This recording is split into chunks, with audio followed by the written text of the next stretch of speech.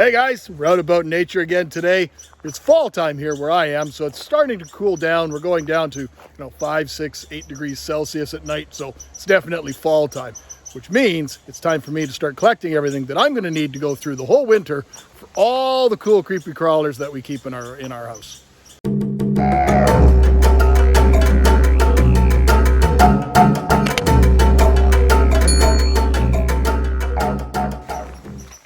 You can hear that squirrel really isn't happy that I'm here. I'm in the absolute middle of nowhere, and there's a squirrel that keeps following me in the tree, just chirping away at me, basically telling me to get lost. But let's take a peek at some of the things that I found here. So I guess, truth be told, I'm not really full out in the wild. This is a service road that goes to a small fishing spot on a small lake. You can probably see it a bit there in the distance there. And it's almost at the Manitoba-Ontario border. But the one benefit of showing you that I'm just on a little service road is that everything I'm going to need is right here. It's all available to me. So as you look in the forest, you can see, the moss that's covered the different logs and stuff. All that moss is starting to break down those products. You see the little ferns and stuff. Now, most of those things won't last. Being from a temperate climate, most of these things are all going to need a winter's rest period, so they will not last for me, but they do serve the purpose.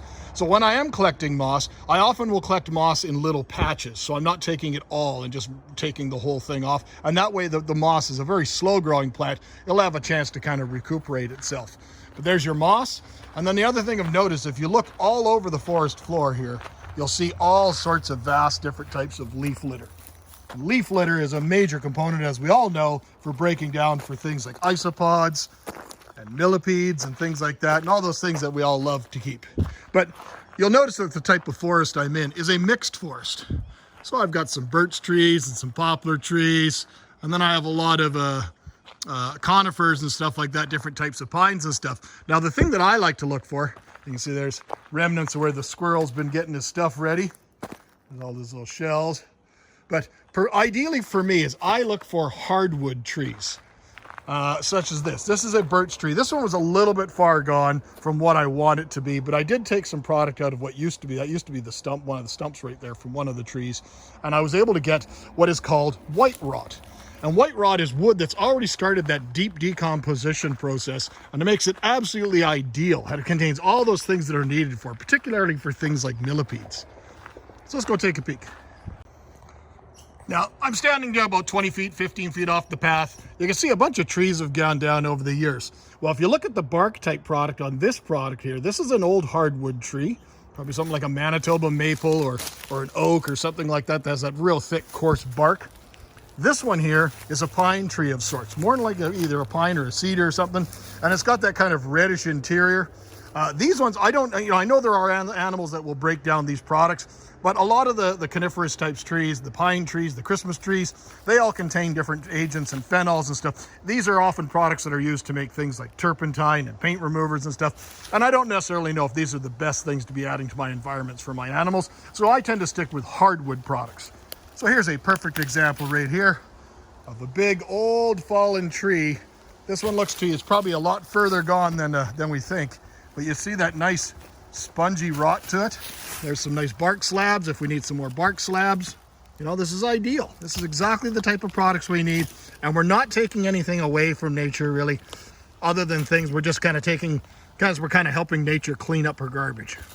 This would all be broken down by the animals on the forest floor, but this stuff, this white rot wood, is absolutely exceptional. So I always carry a nice bag or bucket or something with me. Those nice grocery bags, the IKEA bags, those things make excellent, excellent totes for when I'm out in the forest. And there we go. Another big slab of bark from one of those trees. And I bet you if we even pulled this off the ground, let me move some of the deadfall out of the way, if I can without killing myself. When we flip this over, maybe we'll even see some of the animals that we're talking about here.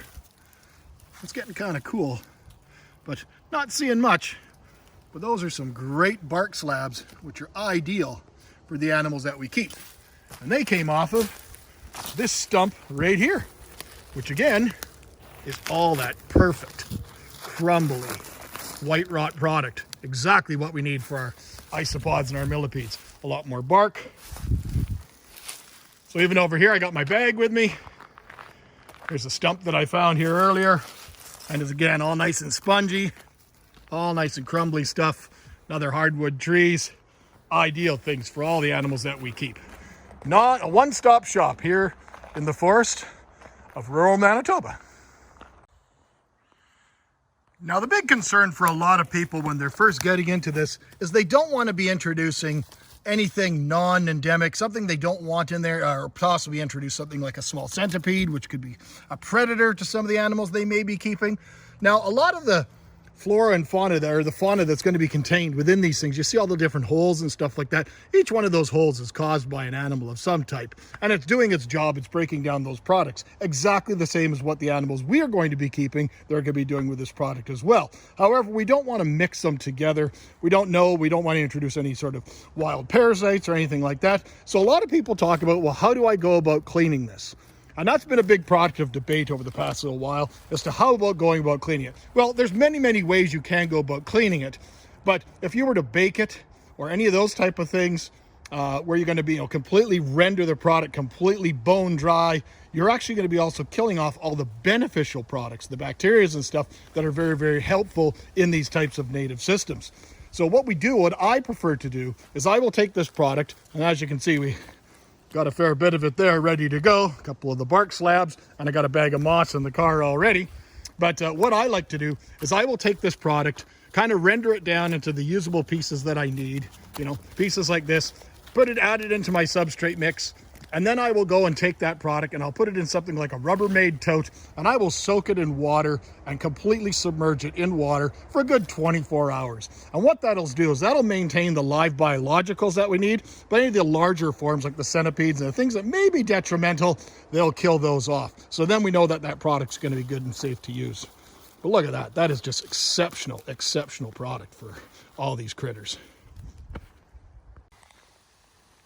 There's a better view of some of our spoils now in the back of the truck. There's some bark slabs. We've got lots of bark slabs at home, so I'm just doing this mainly for the video, but I do not need any more bark slabs. I think I still have 2 boxes available from last year. You can see that I pulled this out of a pine forest, but you see I also took only little smaller portions, little pieces, so I'm not strip mining the whole area, and that lets it have a chance to recuperate. These are real good. This will be more than likely consumed because, as I mentioned earlier, this comes from temperate forest, so this stuff here will not last forever for me. This is not a tropical moss or a subtropical moss. It's completely temperate. This one will probably brown within a few months, and then it'll just die off and slowly be eaten away. And then, of course, that beautiful white rot wood, which is such an integral component in the substrate mixes for almost any animal that you're going to keep that would live on the forest floor. Spending some time out in nature, just really appreciating, gives you a chance to kind of recharge. Make sure you do it safely. Not all of you are going to obviously live where I live, where we don't really have anything that's any dangerous. We have no real dangerous snakes where I am whatsoever. So I guess the idea of lifting a log in some of your areas might be a little area for cause for concern. So make sure you're doing everything safely and follow the laws that you're doing it always on public land unless you have permission. But I think getting out in nature gives you a different appreciation for everything. And I think just spending some time flipping over that log and just looking at that little universe that is underneath that log and how they all work together to do their jobs, I think you get another appreciation, maybe on a new level, for everything that you keep at home. So until next time, my friends, take care. Cheers.